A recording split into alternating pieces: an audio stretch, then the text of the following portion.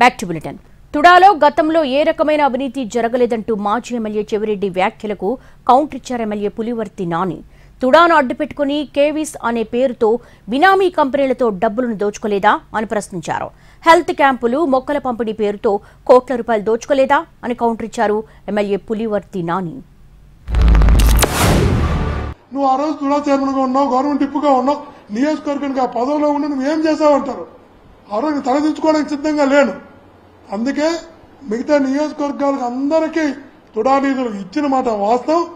ఎక్కువ నిధులు చంద్రగిరి నియోజకవర్గానికి స్థానిక శాసనసభ్యుడిగా ఆ రోజు 10 సంవత్సరాల శాసనసభ్యుడిగా ఉండడం వల్ల చంద్రగిరి ఎక్కువ వర్క్లు పెట్టిన మాట కూడా వాస్తవం. నేను పెట్టింది కరెక్ట్ సమర్థించుకుంటున్నా. చంద్రబాబు నాయుడు గారికి, లోకేష్ గారికి, పవన్ కళ్యాణ్ గారికి, విజిలెన్స్ ఎస్పీ గారికి, మున్సిపాలిటీ నారాయణ గారికి నేనే లెటర్ రాసిన. నువ్వు తుడా డబ్బెత్తుకుని బ్యాంకులో ఎవరైనా వేశారన్నా? HDFC bank, ICICI bank, bank of బరోడాలో ఎవరు ఫిక్స్డ్ డిపాజిట్ చేశారన్నా? 21 కోటి. మా అబ్బ సొత్తా, మీ అబ్బ సొత్తా? ఫిక్స్డ్ డిపాజిట్ ఆ డబ్బు 3 నెలలకు ఒకసారి నెలకి ఇంట్రెస్ట్ ఎంత అవుతుందన్నా? ఆ డబ్బు ఏమైంది? తుడాకు సంబంధించిన అక్కడ గెస్ట్ హౌస్ 5 ఏళ్ళకి ఒకేసారి లీజుకి ఇచ్చావు. ఎవడు అబ్బ సొత్తు 5 ఏళ్ళకి లీజ్ ఇచ్చేదానికి?